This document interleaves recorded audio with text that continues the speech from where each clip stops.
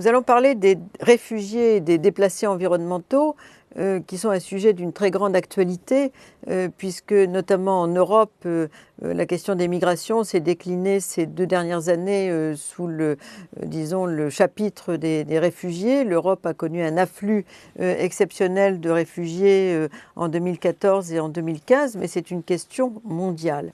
Pendant très longtemps, depuis l'Antiquité jusqu'à la seconde moitié du XIXe siècle, ce n'était pas vraiment un sujet de discorde internationale et les réfugiés étaient surtout accueillis par les églises dans une sorte de protection dont ils pouvaient disposer en se réfugiant dans ces lieux de culte. Et il n'était même pas fait mention des réfugiés dans les traités internationaux. La question a commencé à se poser de façon beaucoup plus sérieuse après la fin de la Première Guerre mondiale, ou au cours de la Première Guerre mondiale, d'une part avec les Arméniens, et d'autre part avec la disparition des grands empires, Autriche-Hongrie, Russie, Empire ottoman, où une série de gens qui fuyaient la disparition parce qu'ils n'avaient plus de statut ont essayé de trouver un asile en Europe et n'avaient plus aucune reconnaissance institutionnelle de leur existence. Et pour répondre à cette situation, a été inventé le passeport Nansen, du nom d'un glaciologue suédois qui avait traversé les frontières et qui était allé jusqu'au pôle et qui était un symbole précisément de l'homme mobile du XXe siècle. Et ce passeport Nansen a été appliqué aux Russes blancs, a été appliqué à un certain nombre d'autres exilés des grands empires de cette période et dans ce contexte.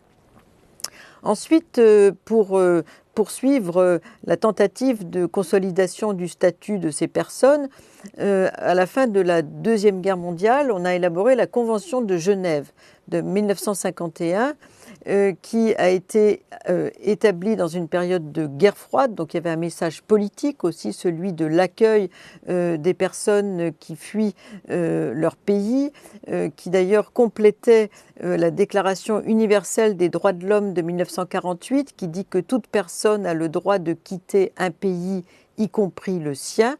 Donc la réponse, c'était la Convention de Genève pour les réfugiés.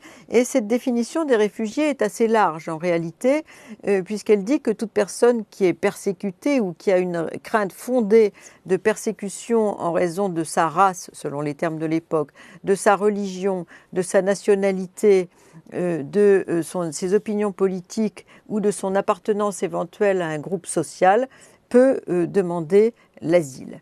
À l'époque, les demandeurs d'asile obtenaient assez facilement le statut de réfugié, puisque dans les années 70, on était jusqu'à 70-80% de reconnaissance positive du statut. C'était même un symbole de la réponse de l'Occident à la division du monde en 2 blocs. Ça a été d'ailleurs assez généreusement que les réfugiés vietnamiens, les boat people comme on les appelait, ont obtenu le statut de réfugiés. À partir des années 1990, on a eu un durcissement de la reconnaissance du statut de réfugié ou demandeur d'asile, puisque ce durcissement s'est accompagné d'un durcissement de l'ensemble des politiques migratoires et aussi à cause de profils différents. Il ne s'agissait plus de répondre à un contexte politique, c'était la fin de la guerre froide au sens large, 1990, la chute du mur de Berlin.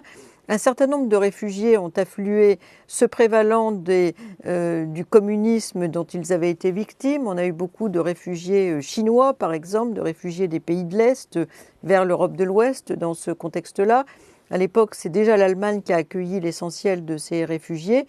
Et on a eu donc un taux de reconnaissance qui n'a cessé de se réduire pendant cette période.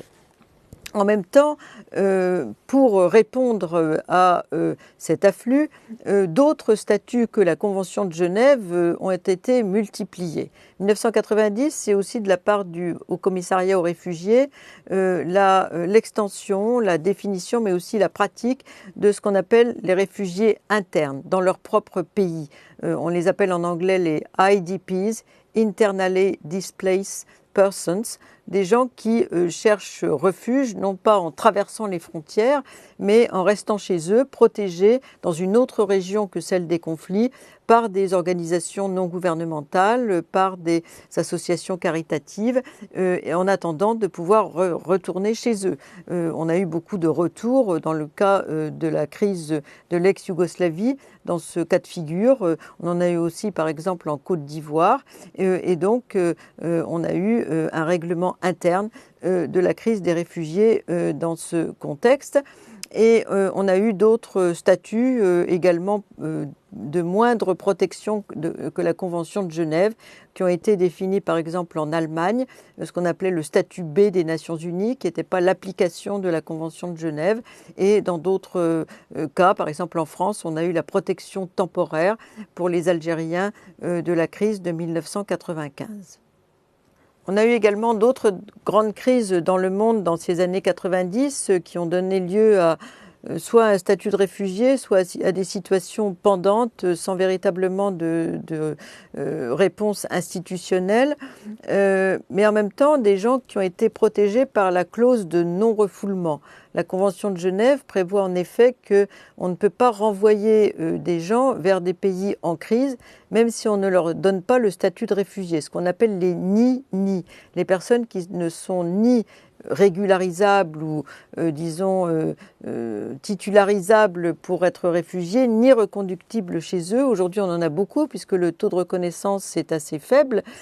Par exemple, aujourd'hui, au creux de la crise syrienne, dans beaucoup de pays européens, on a été autour de 45-50% de reconnaissance du statut de réfugié. En France, on est à 31% seulement de reconnaissance du statut, toutes catégories, toutes nationalités confondues. Donc, il y a beaucoup de gens qui se retrouvent parmi ces fameux ni-ni dans le contexte actuel, qui sont temporairement ou de façon durable des sans-papiers. On a beaucoup de crises qui ont duré aussi, donc des profils de réfugiés qui ont changé, c'est-à-dire des gens qui sont non plus des réfugiés individuels, mais des réfugiés collectifs qui sont persécutés en raison de leur religion, de leur appartenance à un groupe social, etc. Ça a été le cas par exemple au Sri Lanka.